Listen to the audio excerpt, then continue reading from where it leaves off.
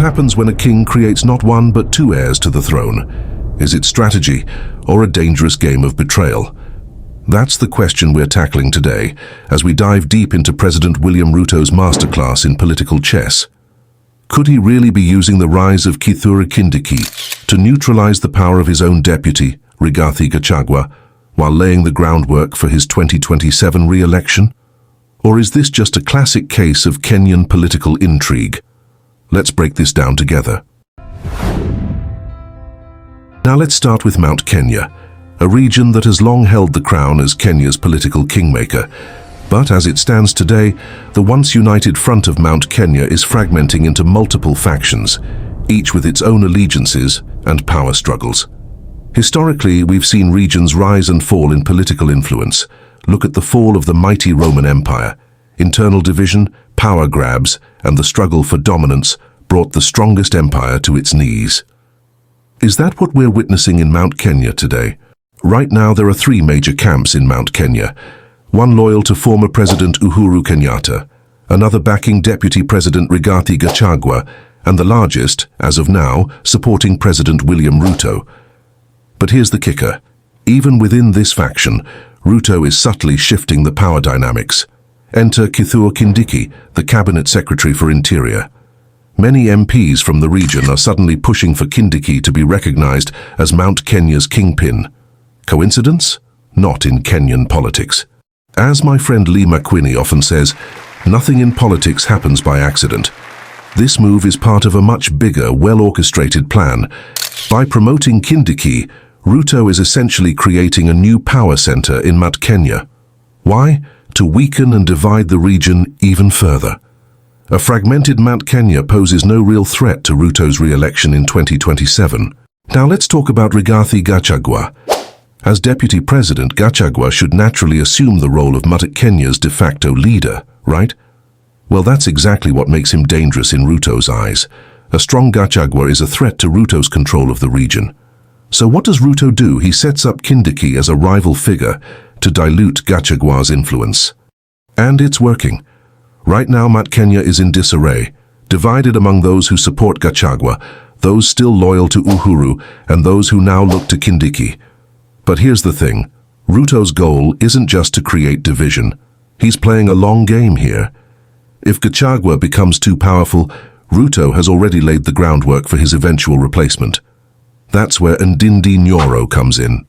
Let's not forget Ndindi Nyoro. In the last election, no one was as vocal and fiercely loyal to Ruto as Nyoro. But now, the man has gone quiet. And in politics, silence often speaks volumes.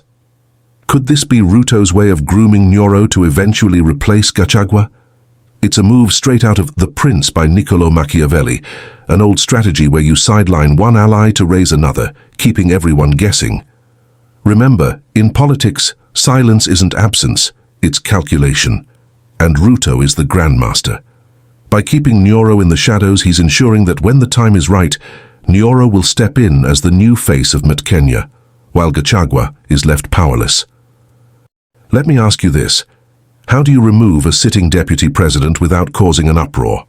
Simple. You first make sure that the region he represents no longer sees him as their leader. That's what Ruto is doing with this whole Kindiki kingpin narrative. It's a classic political maneuver. Turn the people's attention to someone else, in this case Kindiki, and when the time comes to impeach Gachagua, no one will raise an eyebrow. Impeaching Gachagua might seem extreme, but Kenyan politics has seen its fair share of surprises. Look at the political landscape from a historical perspective. Think of how coups and overthrows have played out in other parts of the world. Leaders are often removed when their base of support has been sufficiently weakened. Could Gachagua meet the same fate? It's not impossible. And speaking of political surprises, we can't forget about Raila Odinga. While it may seem unlikely, there's growing speculation that Raila could end up backing Ruto in 2027. If Raila moves to the African Union Commission, as some rumors suggest, he'll be in a position to endorse Ruto and bring the Nyanza vote with him. Now, if you think Raila's influence is waning, think again. Remember back in 2002 when he declared Kibaki Tosha. Even with Kibaki in a wheelchair, Raila's endorsement sealed the deal. Raila is more effective as a kingmaker than as a candidate himself. And if he throws his weight behind Ruto, it could be game over for any opposition. The only wild card is whether Mount Kenya will unite against Ruto or remain divided. So where does that leave Mount Kenya? As of now, the region is splitting into factions, with smaller groups like those supporting Martha Karua and Peter Munya forming the fringes. This once mighty voting bloc is now facing what could be its greatest political challenge: irrelevance. And that, my friends, is exactly what Ruto wants. A divided Mount Kenya is a Mount Kenya that poses no threat to his 2027 ambitions. If Ruto succeeds in splintering the region further, we could see a repeat of the 2013 election, where fragmented opposition handed the presidency to a well-organized Jubilee coalition. Only this time, it would be Ruto walking back to State House, barely breaking a sweat. So is this all part of a grand strategy by William Ruto to secure his re-election in 2027? Absolutely. By playing the long game, fostering division in Mount Kenya and keeping potential rivals like Gachagua and Nyoro on their toes, Ruto is positioning himself to walk back to State House with minimal resistance. But the question is, will Mount Kenya wake up and realize what's happening before it's too late? Or will they fall victim to Ruto's masterclass in political maneuvering? But let's not forget, every magician's trick requires more than just distractions. There's always a deeper game plan. And when it comes to Ruto, the distractions are just one layer of his strategy. Behind the curtains, he's not only ensuring the nation's focus is scattered, but he's also positioning himself and his loyalists for 2027. Think about it. While all eyes are on the Adani saga, Germany jobs, and the manufactured drama with Gachagua, Ruto's quietly pulling the strings, building alliances, and ensuring that his chess pieces are perfectly positioned. But here's the thing.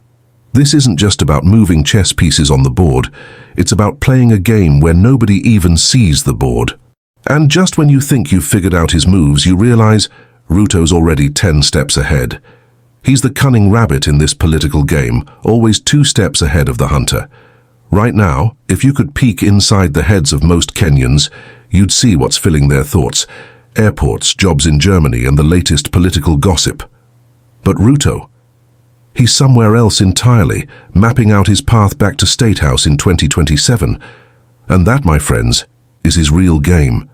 He's using every trick in the book to shift focus away from what's truly at stake, making sure the opposition is chasing shadows while he locks in his future. So is Ruto really the cunning rabbit of Kenyan politics? Absolutely.